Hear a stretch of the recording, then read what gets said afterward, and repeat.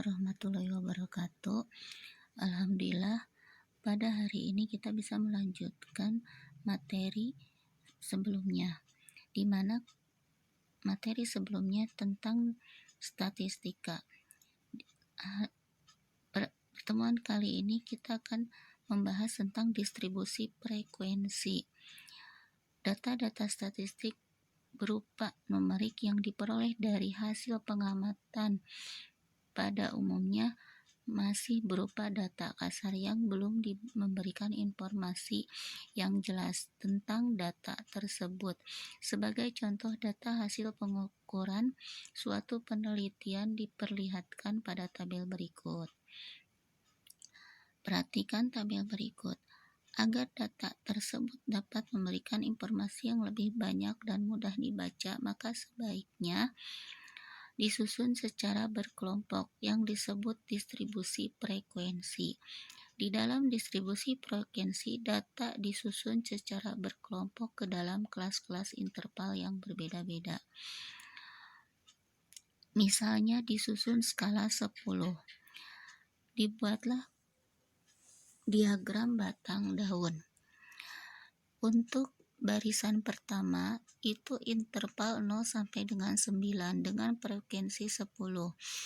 Yang baris kedua itu interval mulai dari 10 sampai dengan 19, frekuensinya di 13. Untuk baris yang ketiga 20 sampai dengan 29 untuk intervalnya, frekuensinya 7. Misalnya disusun skala 5. Interval pertama 0 sampai dengan 4 dengan frekuensi 5, interval 5 sampai dengan 9 itu frekuensinya 5, 10 sampai 14 di frekuensinya di 5, 15 sampai 19 frekuensinya 7, 20 sampai 24 frekuensinya 4, 25 sampai 29 frekuensinya 3.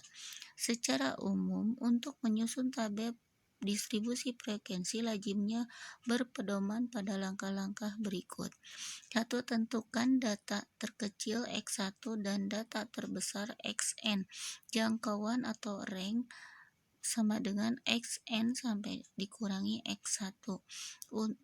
Untuk data yang cukup besar, maka banyak interval kelas K ditentukan berdasarkan rumus Stargess.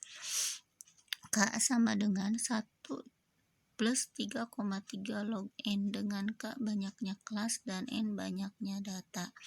Misalkan banyaknya data N sama dengan 80, data terbesar Xn sama dengan 175, dan data terkecil X1 sama dengan 141.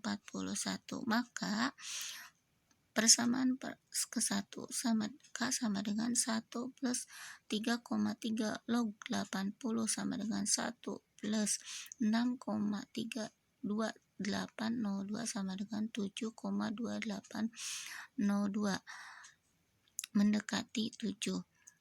Jadi banyaknya kelas K sama dengan 7. Lebar kelas C sama dengan Xn kurangi X1 dibagi 7 sama dengan 175 dikurangi 141 dibagi 7 sama dengan 34 dibagi 7 sama dengan 4,86 dibulatkan. Jadi lebar kelas C sama dengan 5, sehingga kemungkinan interval kelasnya adalah 141 dikurangi sampai dengan 145. Interval kedua 146 sampai dengan 150, interval ketiga 151 sampai dengan 155 dan seterusnya. Contoh, data hasil pengukuran tinggi badan pemain sepak bola dalam sentimeter di Erlangga Football Club diperlihatkan pada tabel berikut. Buatlah tabel distribusi frekuensi dalam interval kelas 160 sampai dengan 164, 165 sampai dengan 169 dan seterusnya. Buat diagram batang daun. Tabel distribusi frekuensi tinggi badan pemain sepak bola. Intervalnya yang tadi disebutkan, maka frekuensinya Dari 160 sampai 104, 64 itu jumlahnya 2. Dan sampai kelas interval 180 sampai 184 itu di interval 3. Frekuensi relatif dan kumulatif. Dalam berbagai keperluan analisis distribusi frekuensi dapat dinyatakan dengan distribusi yang lain, yaitu distribusi frekuensi relatif dan distribusi frekuensi kumulatif. Distribusi frekuensi relatif adalah distribusi frekuensi relatif masing-masing kelasnya dapat diperoleh dengan menyatakan presentasi frekuensi kelas tersebut terhadap jumlah seluruh frekuensi. Contoh, susunlah distribusi relatif berdasarkan data distribusi frekuensi tinggi badan pemain sepak bola Erlangga Football Club pada tabel distribusi frekuensi tinggi badan pemain sepak bola pada contoh sebelumnya. Tabel distribusi relatif tinggi badan pemain sepak bola. Misalkan tinggi interval 160 sampai dengan 164, maka frekuensinya ada 2. Frekuensi relatif itu dikalikan dengan 100% dibagi jumlah seluruh pemain, maka hasilnya di 6,67%. Distribusi frekuensi kumulatif. Dalam berbagai keperluan kita terkadang menginginkan banyak pengamatan dinyatakan dengan lebih dari ataupun kurang dari. Misalkan beberapa banyak pemain sepak bola yang tingginya kurang dari 176 cm. Demikian juga berapa banyak siswa yang tingginya lebih dari 176 cm. Distribusi yang menyajikan data dengan pengelompokan tersebut dinamakan distribusi frekuensi kumulatif.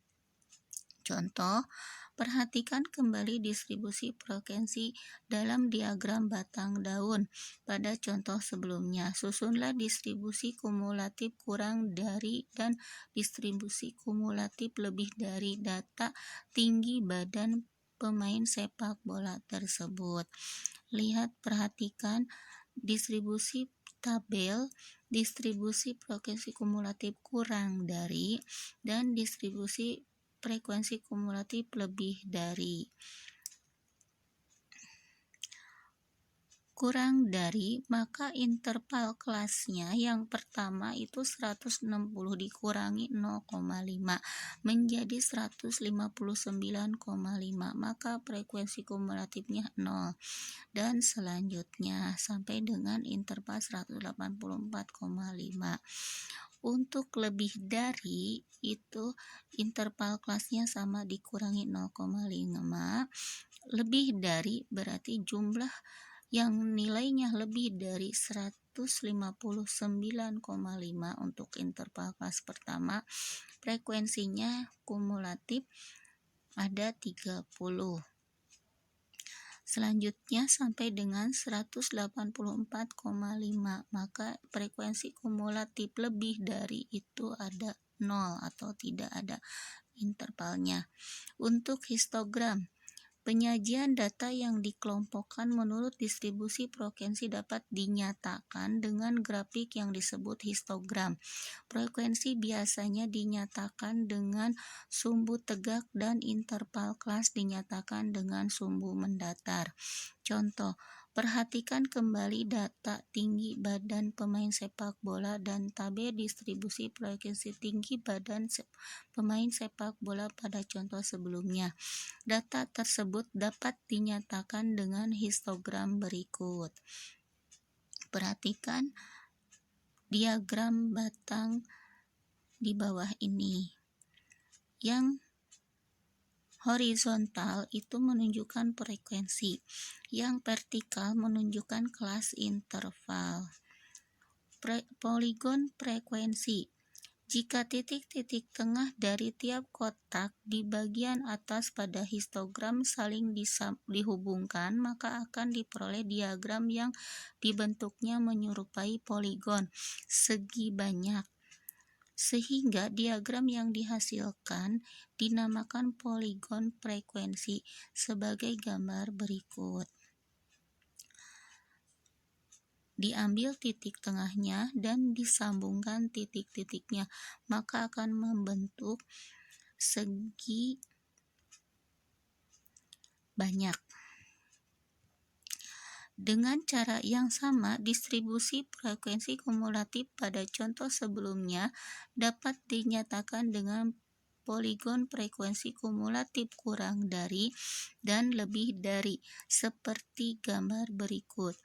Untuk poligon kurang dari, maka grafiknya itu naik.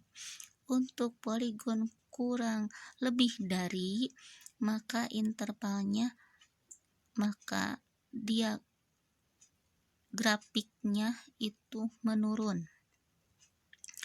Ogib.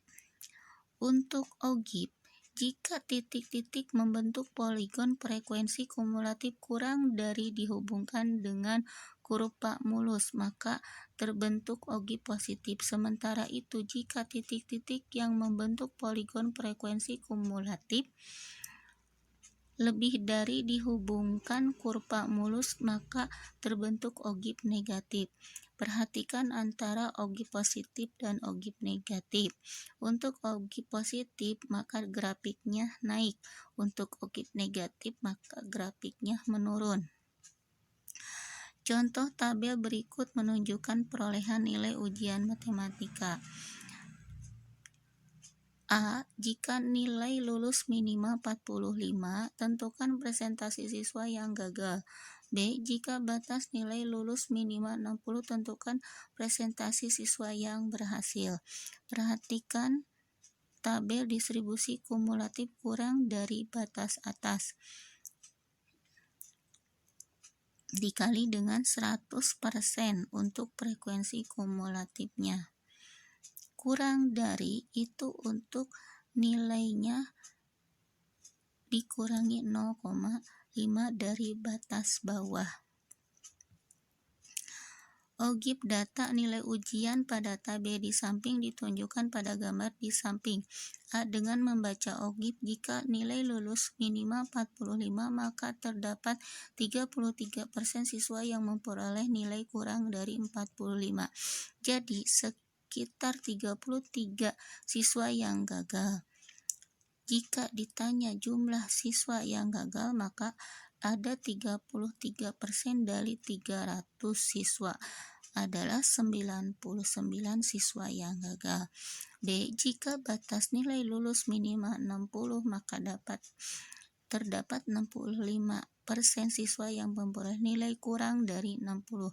Jadi, sekitar 65% siswa yang gagal dari ogib pada gambar di samping.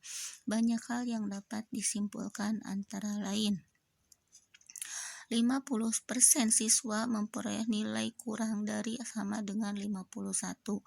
25% siswa memperoleh nilai lebih dari 4 dari 65.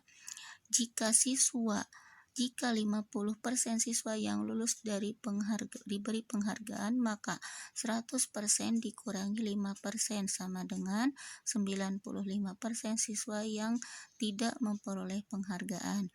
Ogib tersebut menerangkan bahwa 95% siswa memperoleh nilai kurang dari 86 siswa.